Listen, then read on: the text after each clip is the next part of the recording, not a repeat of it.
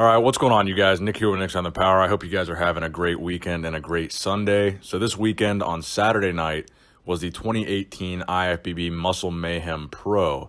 And in this show, you had a couple of big names that we've been seeing compete over the past couple of weeks and the past couple of months here. The winner of this show would be Charles Griffin. Now, I remember going back to the Indy Pro a couple months ago and really noticing Charles Griffin for the first time at that show, where he took second in a decent lineup at the Indy Pro. Not a great lineup, but a decent lineup.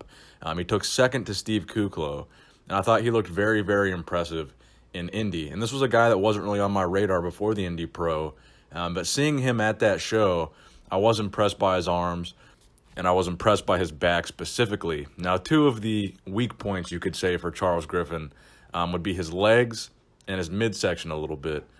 He does have a very good front double bicep, in my opinion, but I think that's a little bit ruined by the legs and, not really cloudiness, but just kind of a lack of separation in the abs. But overall, I'm a very big fan of Charles Griffin's physique, and I do think he is a very high caliber bodybuilder. And I've said in the past, I think if this guy makes the improvements he needs to make on his legs, makes the improvements he needs to make on that midsection, this is a guy that we're going to see potentially in the top 10 at the Mr. Olympia.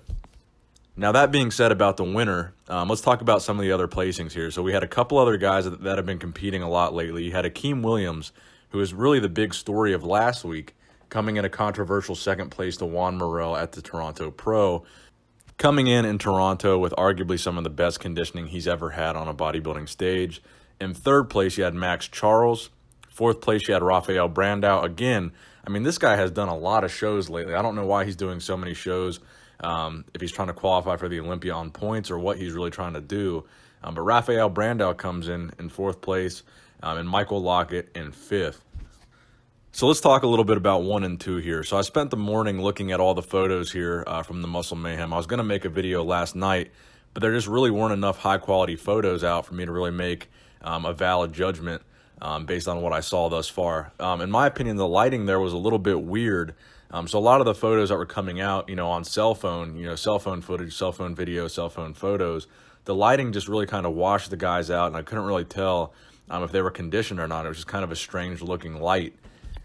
Now, based on all the photos that I've seen so far, now that I've seen some of the high resolution photos, I do actually agree with a lot of the fan sentiment here that this was a controversial decision. I think this was more controversial than Juan beating Akim. I think this was a very controversial decision here, and here's why. With Juan versus Akim, I could at least see the argument of, okay, Juan was significantly more conditioned. That really did give him a little bit of an edge over Akim, where you could see why Juan won that show.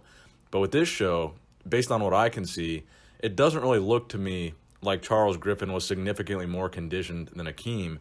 In fact, I think in the back shots, Akim almost looks more conditioned than Charles. And then I mentioned earlier how for Charles Griffin, the midsection has been kind of a weak point for him. And I said this about Akim in the Toronto Pro video, that I thought his midsection was a little bit weak for him, and that's why I didn't see him winning that show. But in this show, however, if you compare him to Charles Griffin, you can actually see a lot of abdominal separation in Akim that you can't see with Charles Griffin. So that was another thing that kind of confused me about this placing, is even though Akim doesn't have the best midsection, in this lineup and in these comparisons, he seemed to have a more defined and more separated midsection and a very good V-taper at that, and arguably the best legs on that stage. Again, another weak point for Charles Griffin, unfortunately, is his legs, so standing up to a guy like Akim Williams is not going to be the strongest comparison from a lower body standpoint.